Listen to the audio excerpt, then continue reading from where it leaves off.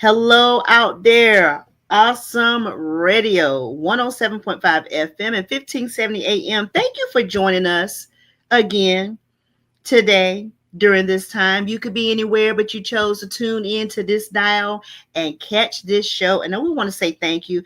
We are here every Tuesday at 3 to 4 p.m.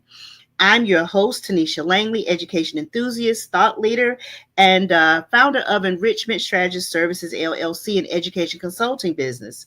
And you can connect with me wherever. You can go to some of the previous shows and type it in. We would love to get some engagement from you. And to always add my tagline, I don't take this lightly. When I say I am so excited to partner with you guys, dedicated to the heart of our community, which is built on the foundation of education. Yep, I said it because I believe it and I stand 10 toes down in it. So I'm your host, but you and the community mean the most.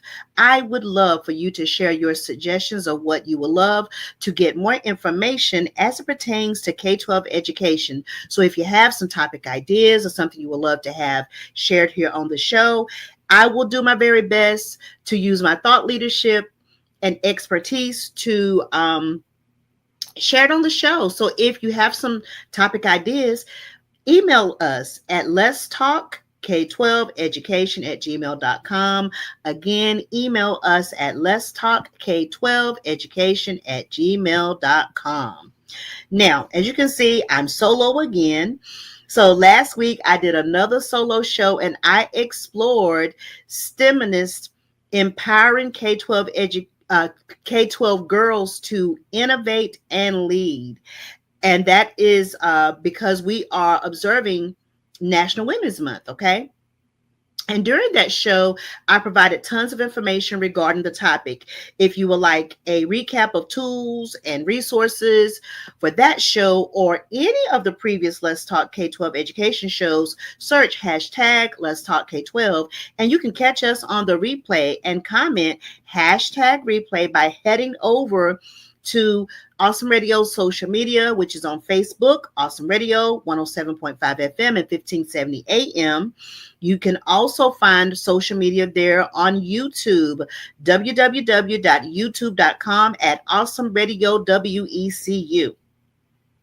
As a former classroom teacher and now current education consultant and coach, my goal is to use this platform as an unbiased show to educate and provide information as it pertains to educating our future. My partnership with the community of the Awesome Radio WECU community is to close the gap of the school to prison pipeline with tenacity, grit, and grind while we're providing hope and having a good time while doing it, might I add. So listen, before we get into our topic today of another show that's in observance of National Women's Month for the month of March. And this one is called K12 Teacher, with the emphasis on her at the end, empowership. As we continue all this month long for the month of March to celebrate women's history, let's get warmed up with the How's Your Brain game to show some critical thinking skills around our topic today.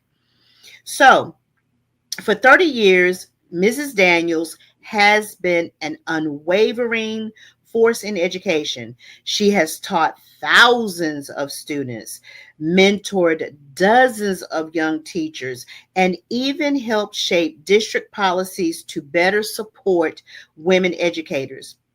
Now, as she prepares for retirement, she wonders, what will my legacy be? She realizes that her greatest impact wasn't just in the lessons she taught, but in the leaders she nurtured. One of her former students is now a principal, a teacher she mentored became an instructional coach, and a struggling student she once believed in is now a literacy advocate. Sounds like some of my story, which I'm going to share mine later.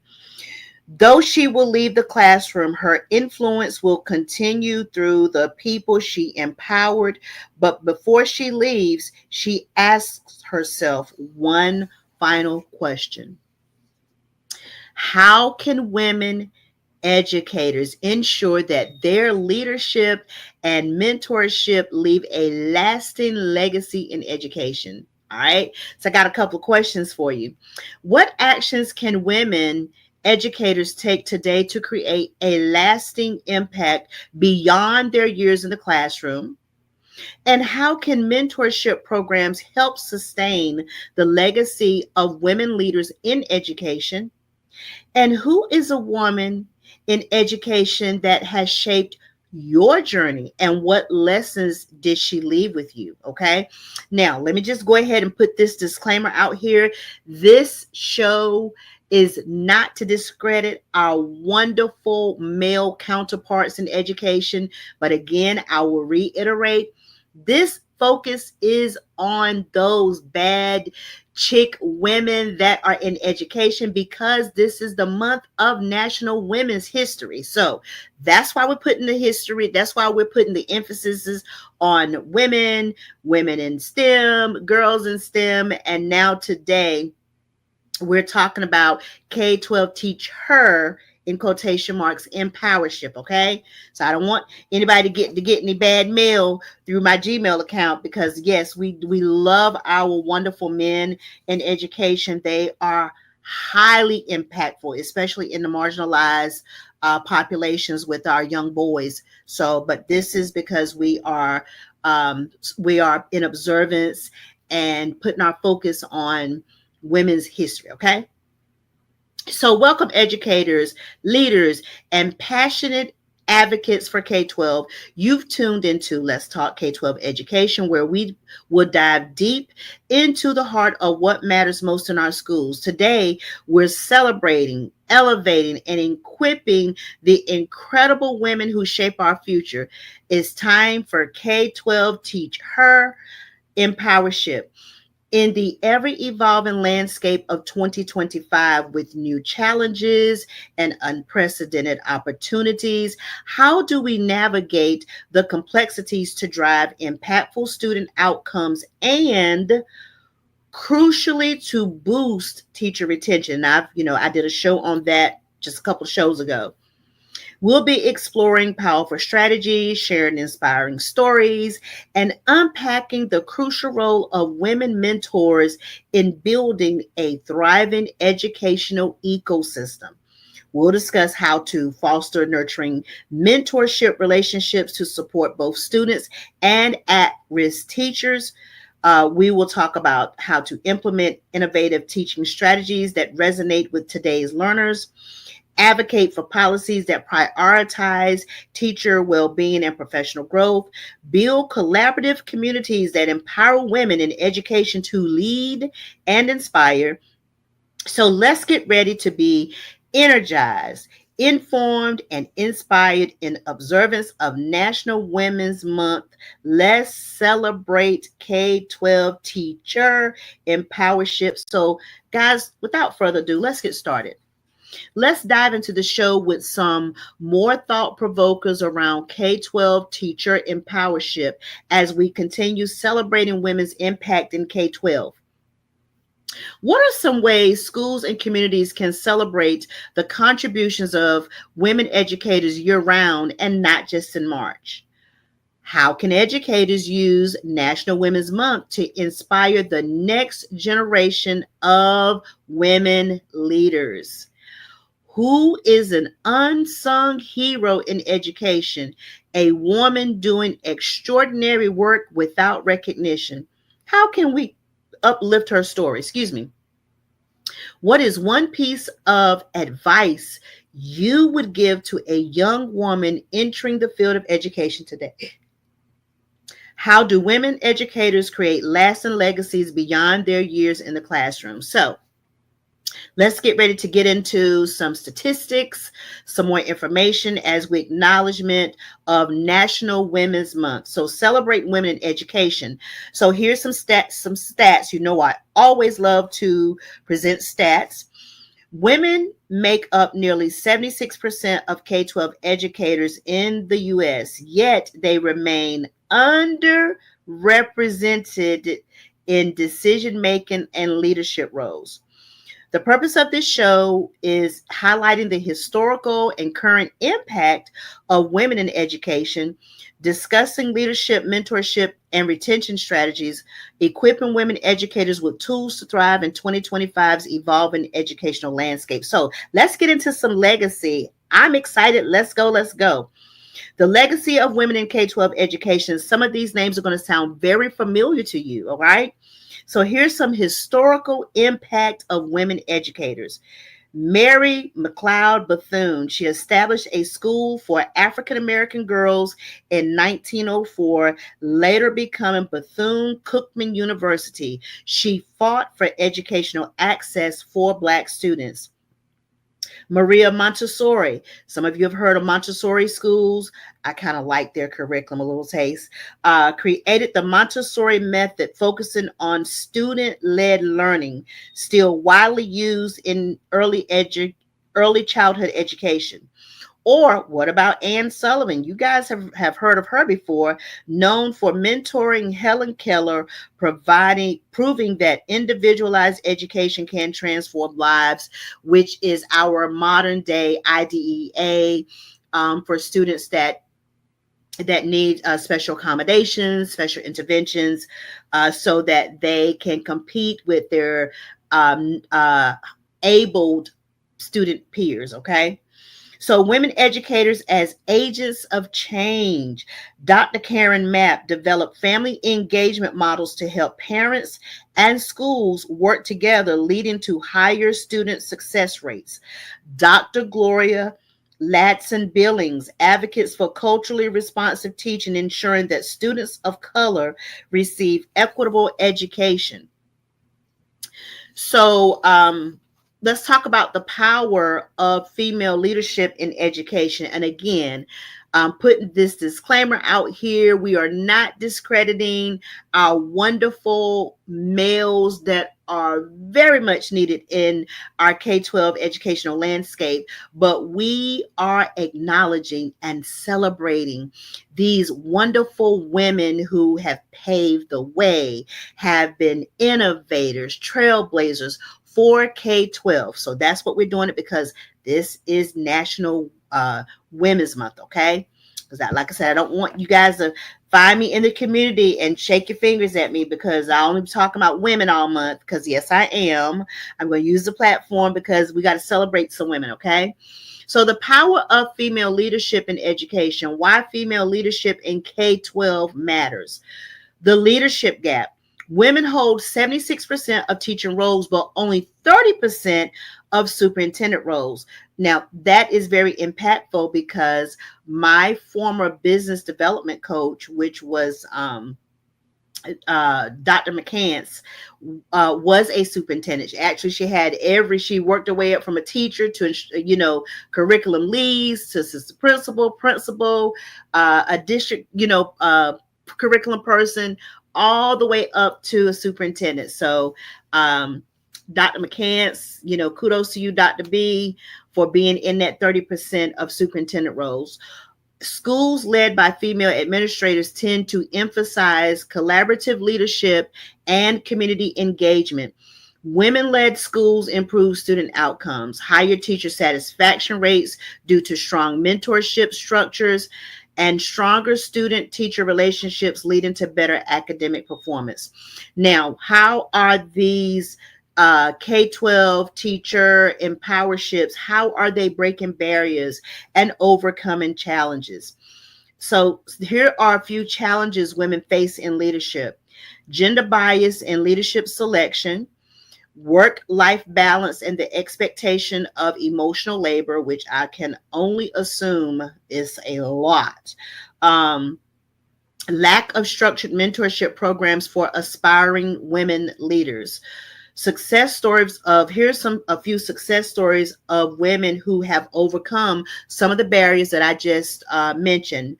Dr. Janice Jackson, she's the former CEO of Chicago Public Schools, and her focus was around student equity and teacher retention programs. We need her, okay? Dr. Sharon Contreras, The first woman of color to lead Guilford County schools, implementing career advancement programs for teachers. That is awesome and amazing.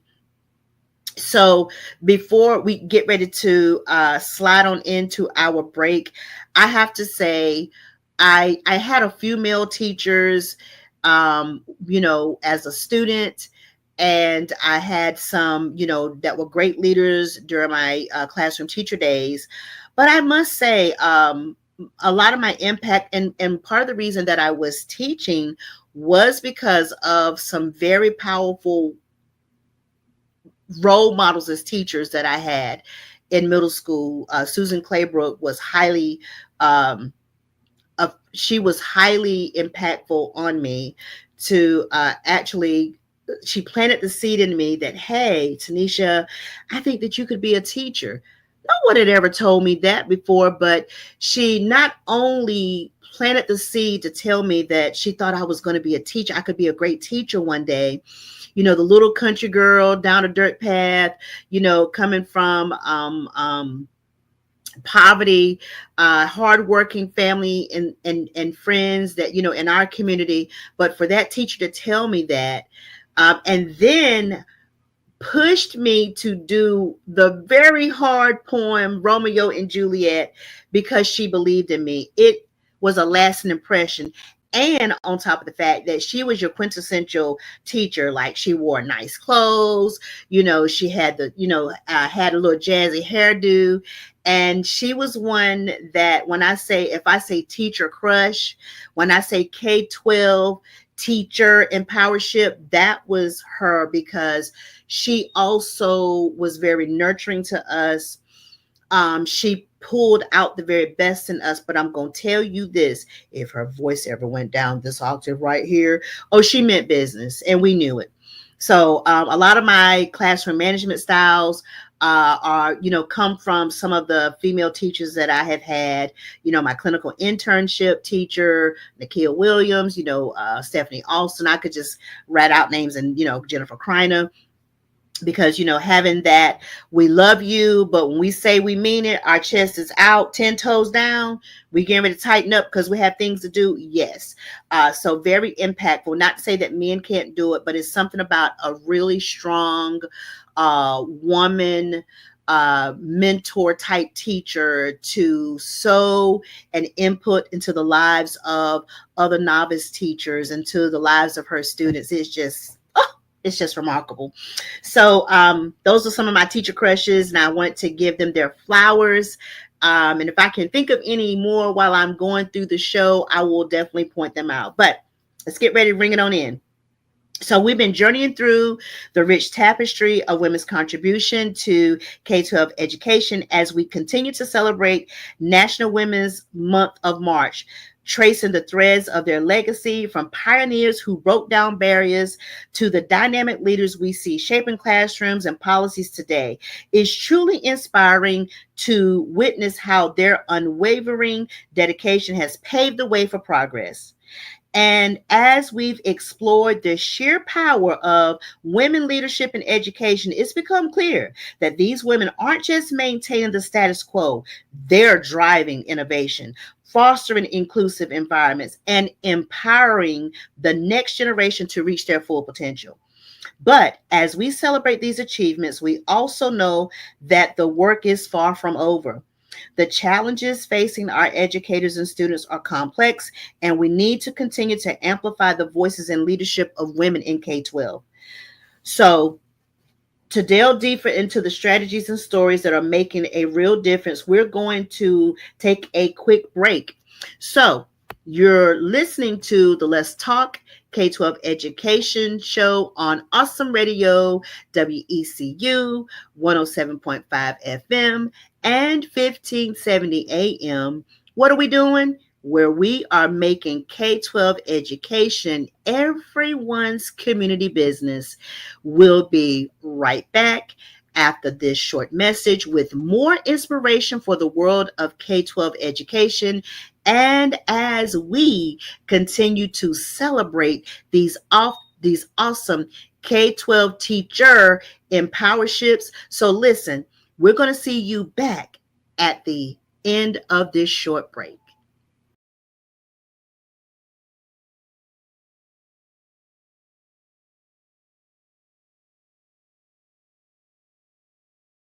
Welcome back to Awesome Radio, WECU 107.5 FM and 1570 AM. You can find us here talking about all things education every Tuesday from 3 p.m. to 4 p.m. on Let's Talk K12 Education. You can find us by searching hashtag Let's Talk K12, and you can also catch us streaming on the social media sites, which are Facebook, Awesome Radio, 107.5 FM and 1570 AM. And if you are a YouTuber, that is awesome, because guess what? We're streaming over there too. So if you want to type in www.youtube.com at Awesome Radio WECU. You have some suggestions of some topics that you would like during this very interesting educational landscape. I will do my very best to utilize my area of expertise and K12 thought leadership to unpack it on the show. So if that's you, you have a topic, please don't hesitate to email us at letstalk K12education@gmail.com. All right. So before the break, I explored K12 teacher empowership by sharing powerful strategies, inspiring stories, and unpacking the crucial role of women mentors in building a thriving educational ecosystem in celebration of National Women's Month of March. And I even shared some of my teacher crushes that were highly instrumental in sowing into my life, planting seeds into me individually and professionally, So we've explored the legacy and power of women in K12, and it's clear their impact is transformative. But how do we systematically cultivate and sustain, keyword, sustain this leadership? How do we build a foundation for lasting change? Well, that's where the K12 teacher empowermentship framework comes in. We're not just talking about individual success stories. We're building a structure, a blueprint for empowering women in education. So during this segment of the show, we're going to unpack the three essential pillars that form the bedrock of this framework. Think of them as the cornerstones of strength, the elements that allow women to thrive and lead with unwavering confidence. And that's a key word. I talked about that when we talked about STEMinist and trying to sow those seeds into young girls. It boils down to confidence, because we talked about this phenomenon where these highly competitive, highly intelligent women get into STEM careers and then they leave for various reasons. And I listed tons of those on the show. So we want to start with trying to build up the confidence. So these aren't just abstract ideas. They're practical, actionable strategies that can be implemented in classrooms, schools, and districts right now. So let's get ready to dive into it. All right. So pillar 1 is cultivating community and connection. Pillar 2 is developing leadership and advocacy skills. Advocacy, oh my gosh, I love that word, but don't get me going. Pillar 3 is fostering sustainable growth and well-being. These three pillars, when integrated, create a powerful framework for empowership. Let's explore each one and discover how they can empower women to lead and transform K12 education. So let's start with number 1, self-empowerment, building confidence and professional growth. Advocating for your own career growth. Women educators must seek leadership roles, negotiate salaries, and push for promotions. All right. You must some strategies for avoiding burnout and prioritizing well-being. You got to work on your time management, setting boundaries. You got to work on your self-care, making mental health a priority. And you got to work on professional development by enrolling in leadership training and networking programs. Ladies, women are awesome, wonderful women. You don't always have to wait for your district to give you this catalog of professional development. You go through the catalog, you don't see what you're looking for. Yes, sometimes you might have to pay to play and invest into a program or course, but if you also have free things that are out there too. You just have to search for it. Go on Eventbrite, okay? Um, Number two, empowering the next generation, shaping future women leaders, encouraging girls to step into leadership early by providing them with mentorship opportunities in student government, STEM programs, debate teams, classroom strategies for confidence building, implementing growth mindset techniques. I talked about that last week to foster self-belief, meaning we are kicking down imposter syndrome about who you don't think that you are, but you really are, or the capabilities that you have, but you just don't know it and don't know how to stand tall in it just yet. So assigning women, girls and women student leadership roles in classroom projects. So assigning these K-12 girls some leadership roles in classroom projects. Number three, collective empowerment, women supporting women in education. The importance of collaboration over competition. The importance of collaboration over competition. Number three, the importance of collaboration over competition. Yes, I'm doing some research strategies there because they say if you say it 3 times, then they can retain the information. So women thrive when they share resources, knowledge, and leadership opportunities. Women-led educator networks and advocacy groups. So here's an example. So the National Women's Leadership Consortium, it helps women rise in education leadership. She Leads EDU, focused on supporting women in STEM education. So I know that I kind of went through that and you heard the passion in my voice. If you could hear it on the radio dial, if you see it on social media, it is because it is authentic, it's organic, and it's true. We can do phenomenal things. And I want to go back to is collaboration over competition. I know that we think that if we've got a secret sauce that's causing these wonderful student outcomes, you got to hold it close because you want to outshine someone on your hall, on your grade level, in your school building. Actually, if you share, and I've said this many shows back, you still are doing the thing. It doesn't take away from who you are. It doesn't take away from your leadership as a innovative educator, as a K-12 teacher, empowered person. It doesn't. It actually adds to, because the more that you do it, just like the same way you're teaching your students, you're teaching those scholars these objectives, these targets. You are saying it over and over again, and it's going to come out so freely. Like when I'm doing the shows and just kind of able to rat off some things in my career as a classroom teacher, and then as a classroom teacher leader, and now as a current education consultant and coach. Oh, I get so excited and passionate about it. So yes, I want to say it's collaboration over competition. Okay. Take that, open it up, plan it in, say it back when the show is over. I want you to write it down, say it enough until it's ingrained deep inside of you, so that when you say it and get around other women, don't be intimidated.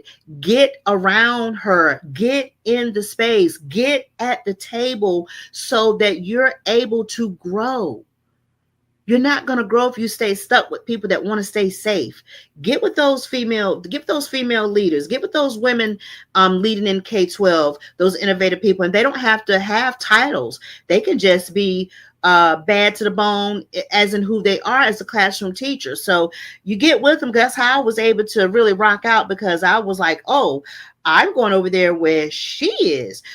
She's highly effective and she's getting these student outcomes, and she is not even breathing hard and getting it done. All right.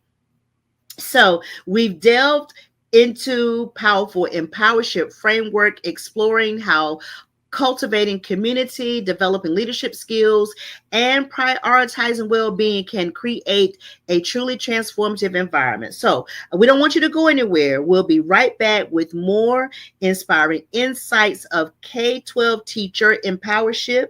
You're listening to the Let's Talk K-12 Education Show, and we will be right back after this short message with more inspiration from the world of K-12 education, where we will continue to dive into K-12 teacher empowership as we pay homage again for Women's National Month of March. See you back after the break.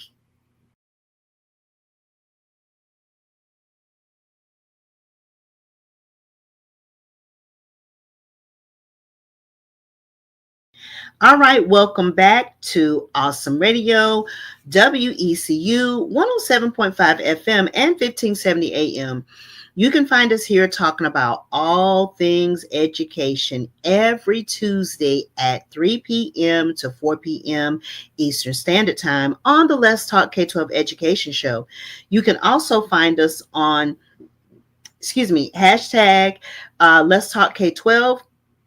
And you can find us on the Awesome Radio social medias, which is over there on Facebook, Awesome Radio 107.5 FM and 1570 AM. You can find us on YouTube, www.youtube.com at Awesome Radio WECU.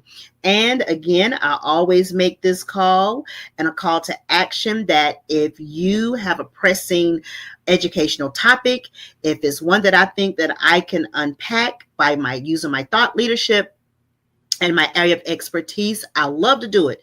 So if you got some show topic ideas or would like to provide some feedback, that's okay too.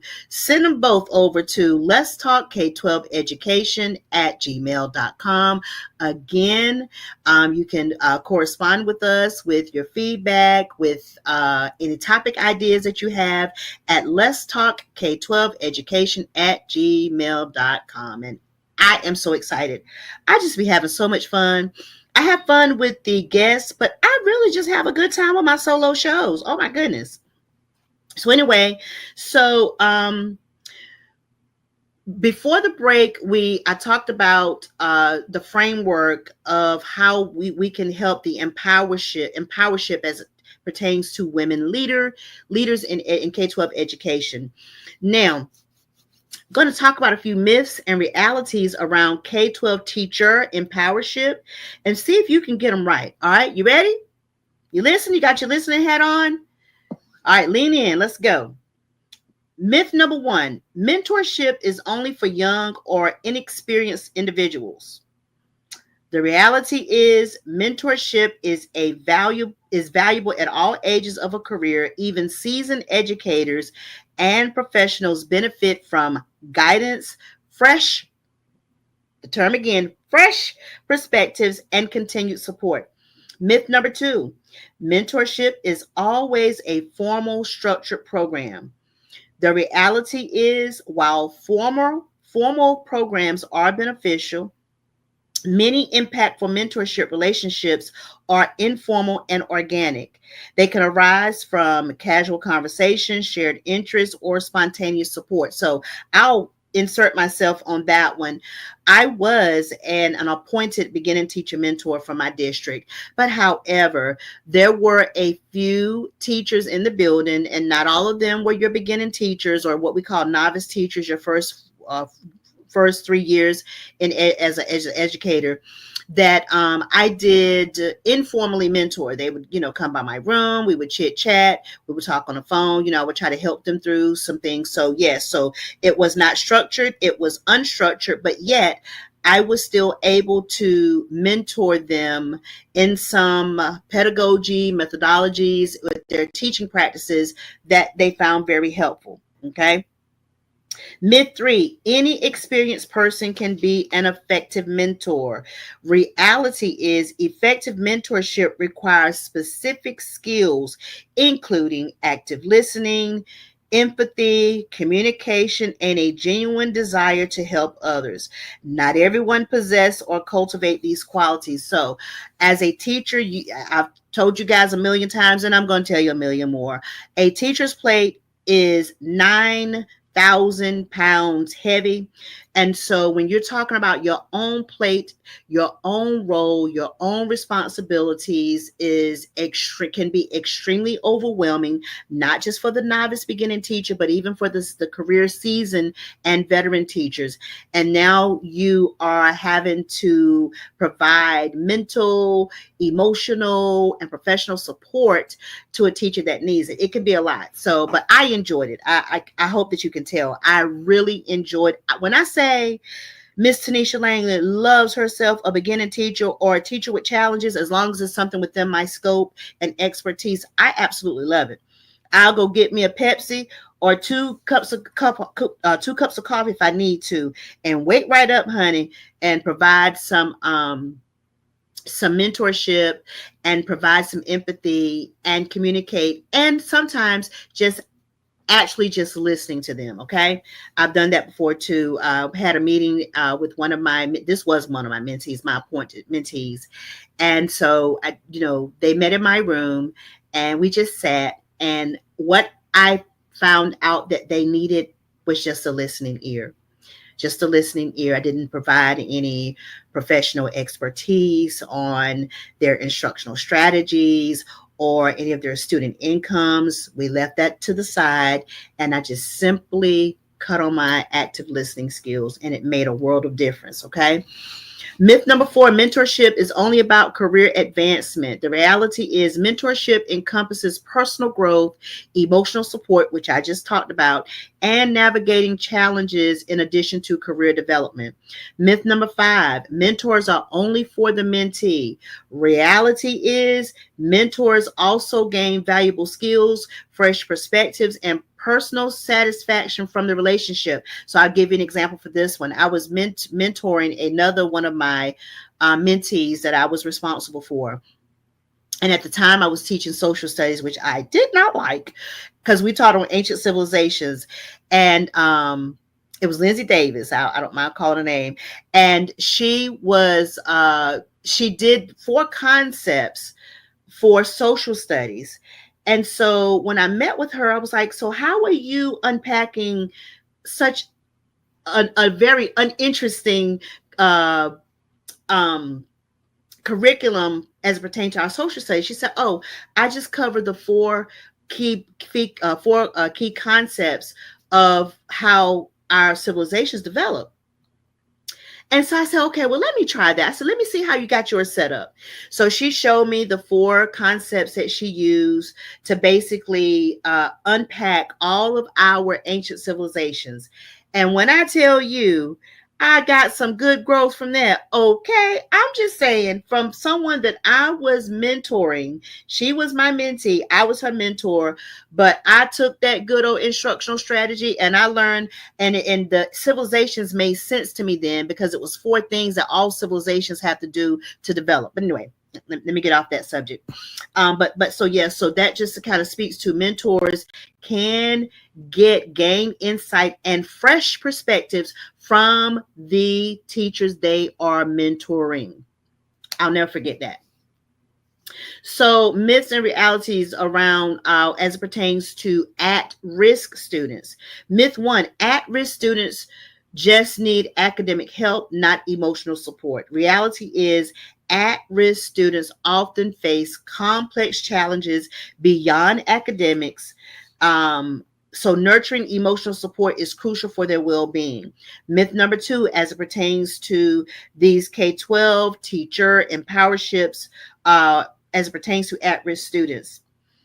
Women mentors are too soft to provide the discipline for at-risk students' needs. The reality is nurturing relationships and discipline are not mutually exclusive. Women mentors can provide firm, consistent boundaries while maintaining a supportive and understanding environment.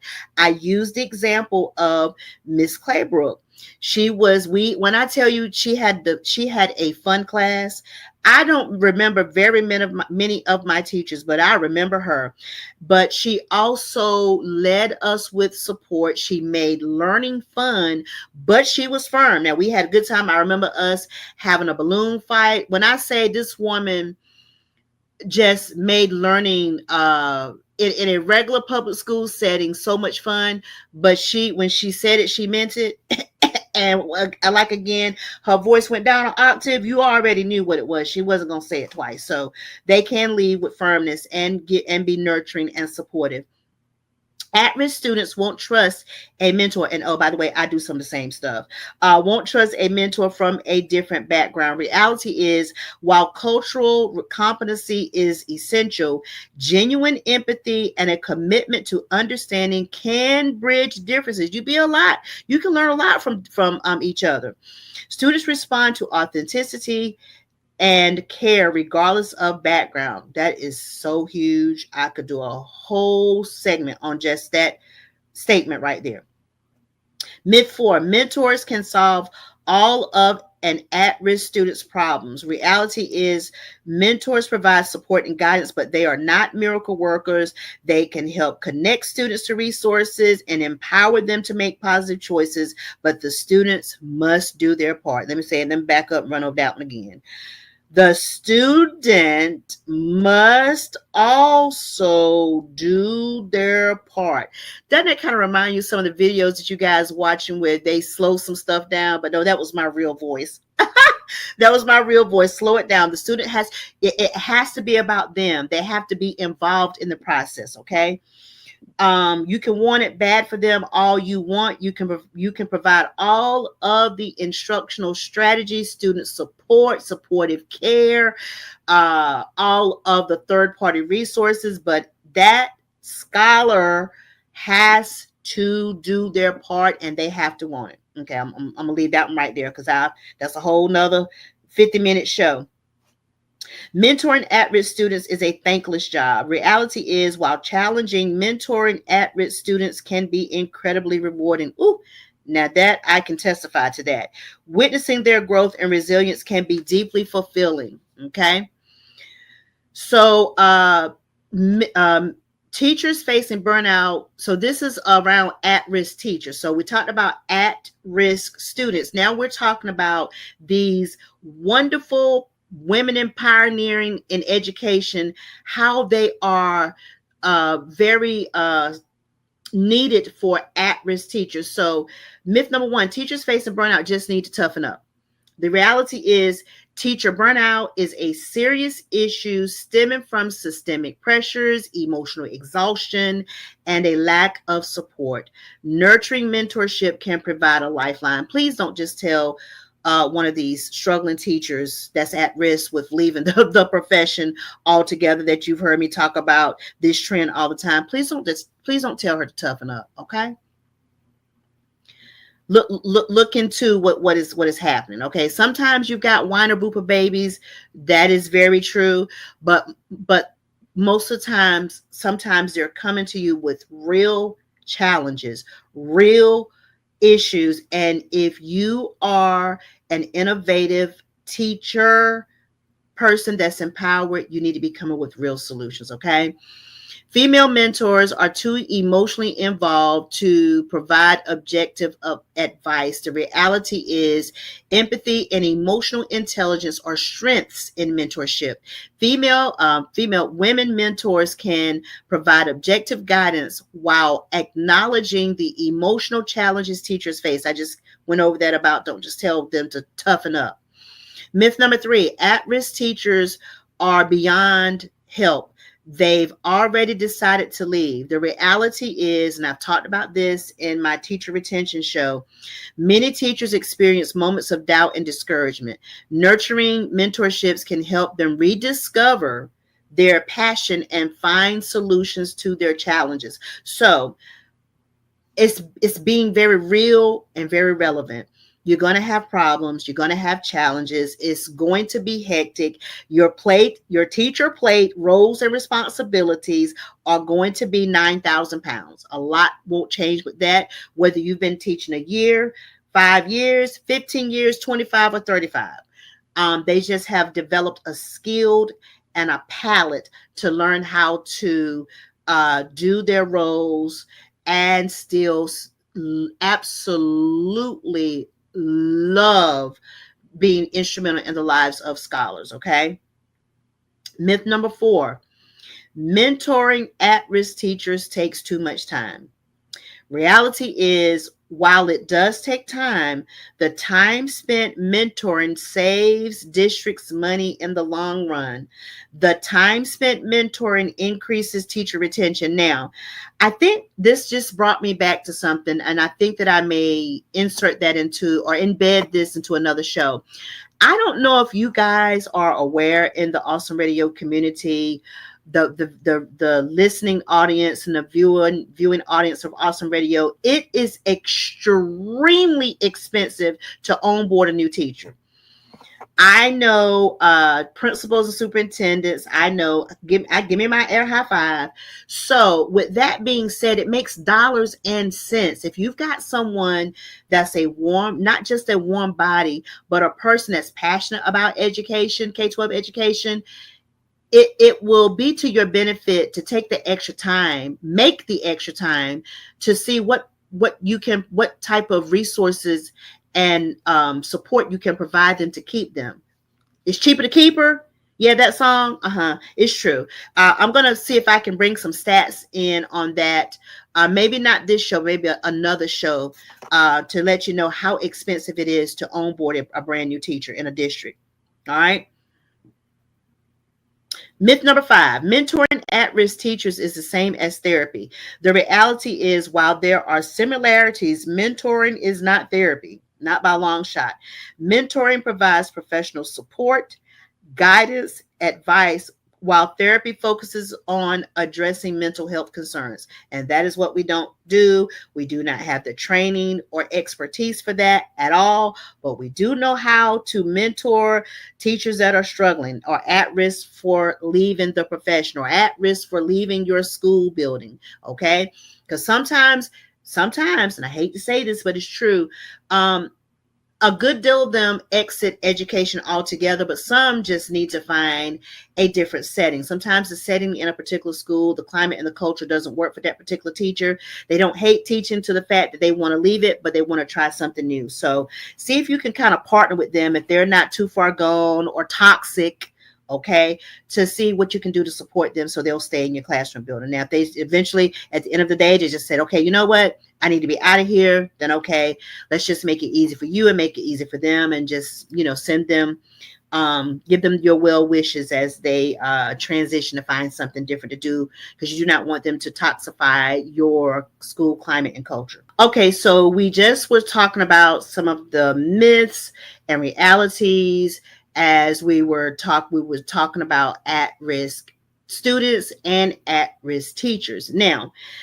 let's tie some of that into some success spotlights as we share. We're still talking about K-12 teacher empowership. So let's talk about some of these women that have done just that. So let's talk about Dr. Beverly Daniel Tatum. She was a champion of diversity in education. Dr. Beverly Daniel Tatum is a renowned psychologist, educator, and author known for her groundbreaking work on race, identity, and diversity in education. And she has dedicated her career to fostering inclusive school environments and empowering educators to engage in meaningful conversations about race, because we can try to make like this not there, but we need to have the conversation around it. Okay. Her key contributions and impact. So she wrote a book, Why All the Black Kids Sitting Together in the Cafeteria, and other conversations about race.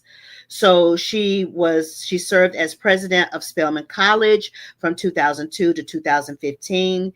And she's all around the advocacy now, which is a dirty word that people say, diversity, equity, and inclusion. But she was one of the pioneers that did a phenomenal job for that in our K-12 setting. So let's talk about another K12 teacher empowered person, which is Dr. Thelma Melendez de Santa Anna. And she was an advocate for Latino mentorship and leadership in education. Dr. Thelma Melendez de Santa Anna is a distinguished leader in education, known for her advocacy on behalf of Latino communities and for her dedication to educational leadership, mentorship, and advancing Latino representation in the field of education. She has held various influential positions in both K-12 and higher education systems and has been a powerful voice for increasing opportunities and support for Latino students. So, what are some of her leadership roles in education? She served as the superintendent. Remember, she's in that 30% of Pomona Unified School District in California. Um, so her tenure in that school district was she was marked by emphasis on closing achievement gaps and enhancing teacher quality. Man, some of the key things that we are discussing nowadays.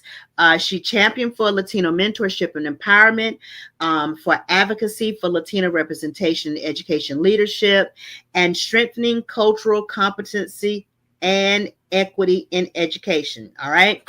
So that was Dr. Melendez de Santa Anna. Now let's talk about another one for these K-12 teacher empowered people. Dr. Linda Darlington Hammond. She was an advocate for equity and teacher education. So her credentials and professional background is she was a professor emeritus of education at Stanford University. Yes, you heard that right. She was president of the Learning Policy Institute, and I've shared some data that I had cited from them several times on the show.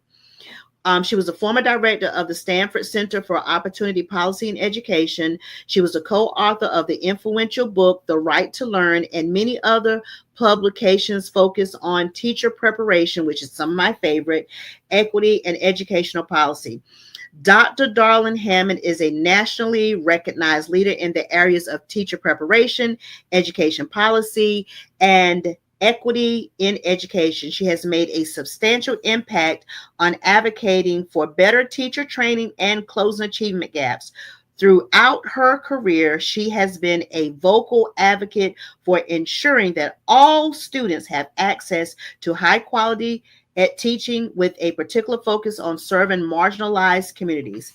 Sounds like a wonderful, wonderful person. So I want to just highlight three of those women that are, the impact of K-12 teacher empowership. And I want to, before we get ready to head out of here, share my own teacher, K-12 teacher empowership story. So last week, amidst the hustle of my local community store, I saw a familiar face. A face I hadn't seen in years, yet one that instantly sparked a wave of memories. It was her, a student from my reading remediation days.